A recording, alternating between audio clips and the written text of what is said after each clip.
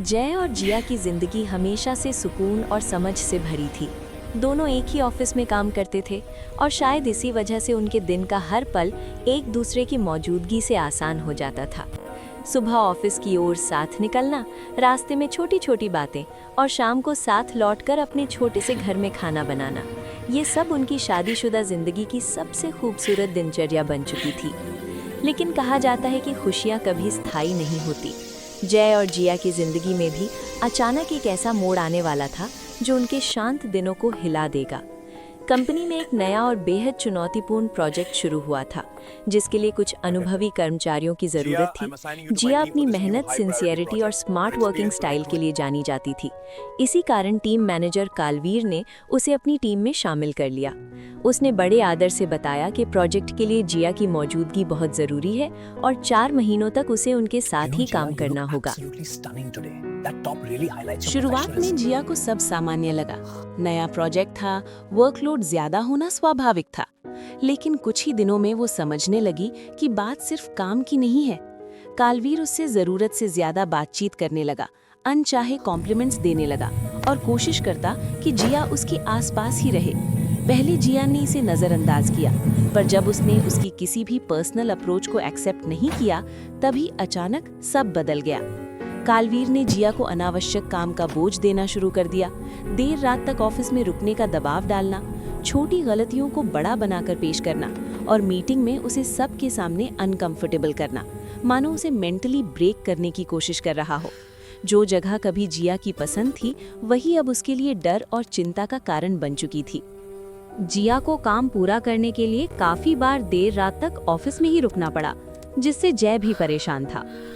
एक शाम घर पहुंचते ही जिया की आंखों में आंसू थे। जय ने तुरंत पूछ लिया, क्या हुआ, आज फिर कुछ कहा उसने? जिया बस रो पड़ी। उसने पूरी बात जय के सामने खोलकर रख दी।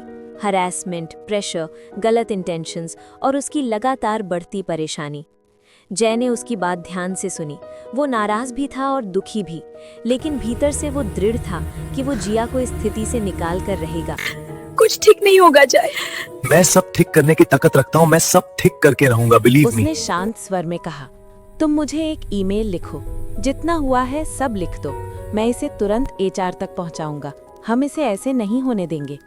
जिया ने हिम्मत करके सब कुछ लिख दिया, एक एक घटना, एक एक हरासमेंट का विवरण। जय ने उस मेल को लेकर अगले ही सुबह एचआर के साथ आपात बैठक की। उसने ये स्पष्ट कर दिया कि ये मामला सिर्फ उसकी पत्नी These are the का details नहीं, you've requested. Please review them carefully and let me know if further action is बल्कि needed. ऑफिस में काम करने वाली हर महिला की सुरक्षा का है। एचआर ने तत्काल जांच शुरू की। जैसे जैसे जांच आगे बढ़ी, सच सामने आने लगा।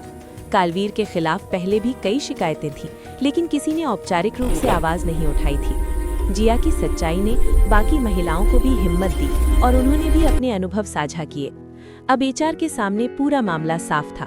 ये सिर्फ मिसकॉन्डक्ट नहीं, बल्कि रिपीटेड हरासमेंट था। इस बार कंपनी ने कोई ढिलाई नहीं बरती। एचआर ने उसी दिन तत्काल एक्शन लेते हुए कालवीर को नौकरी से पूरी तरह टर्मिनेट कर दिया।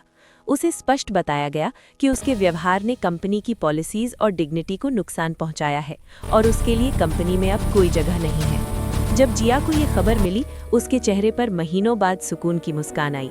उसे लगा जैसे उसके कंधों से बोझ उतर गया हो। ये फैसला सिर्फ उसके लिए नहीं, बल्कि ऑफिस की हर महिला कर्मचारी के लिए एक सुरक्षा की जीत थी। एचआर ने जिया को बुलाया और कहा कि आपकी इस हैरेसमेंट के लिए जरूरी एक्शंस ले लिए जा चुके हैं।